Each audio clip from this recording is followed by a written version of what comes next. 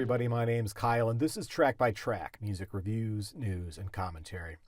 Of all the artists I cover regularly here on this channel, none seem to be more polarizing than David Gilmour. As any Pink Floyd fan knows, the very public feud between two of the former members of that group has been filled with more vitriolic spite than perhaps any other beef in the history of rock and roll. I'm sure we all have opinions about whose contributions were most significant when it comes to the band's classic lineup. As for me, well, I've said many times here that Pink Floyd was always far more than the sum of its parts.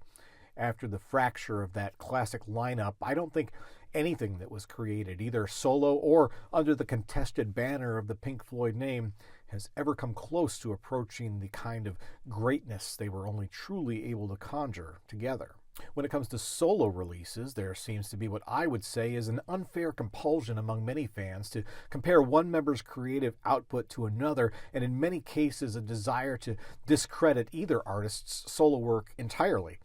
In the case of David Gilmour's solo work, I can completely understand how many fans of Pink Floyd, or perhaps even the solo work of other former members, would perhaps say, no thanks. After all, Gilmour's solo music arguably strays pretty far from his former band's classic sound.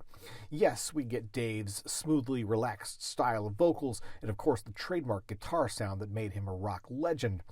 But it doesn't sound much like Pink Floyd, really, does it? There are echoes of comparison peppered throughout his catalog, but ultimately I think his solo music stands on its own. And why shouldn't it? Personally, I appreciate the fact that Dave does not seem at all interested in recreating the Pink Floyd sound or tethering his solo output so firmly to his legacy. The Piper's Call, the first single from his upcoming album Luck and Strange, is a great example of this.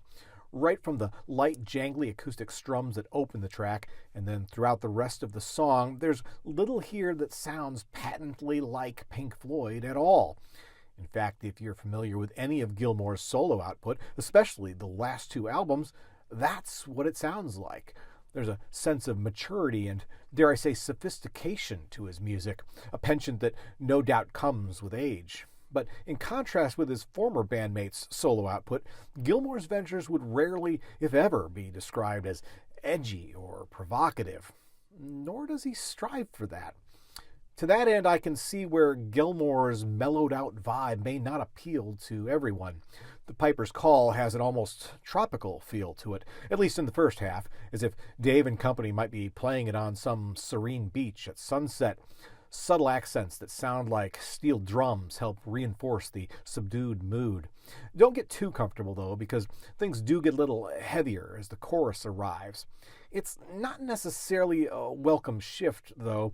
Gilmour pulls one of his trademark minor chords I won't pretend I could identify out of his bag of tricks and takes us on not so much a left turn, but at least a slightly shadowy pivot. It's familiar territory, to be sure, but conversely not as fresh as where we started. Things get a little over-orchestrated with one or too many layers of instrumentation piled on. It all builds to a nearly 2-minute-long guitar solo that, while unmistakably Gilmour-esque, still feels more obligatory than inspired. Ironically, it's the bridge leading into that solo that is the most reminiscent of Pink Floyd to me, and in fact reminiscent of an era I would not expect, with echoes of Not Now John from the final cut. Still, I can't say anything about this first single surprises me. As I said, it sounds very much like you'd expect based on his recent albums. The lyrics, penned by Polly Sampson, are contemplative, though not overly profound. There's a few rather cliché turns of phrase that annoy me, but certainly not enough to take a pass on things.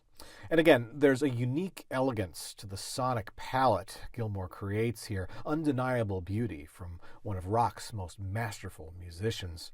This is not Pink Floyd. This is David Gilmour at age 78, showing us how he intends to gracefully transition into the coda of a long and legendary career. If you can connect with this music on that wavelength, I think you'll enjoy it.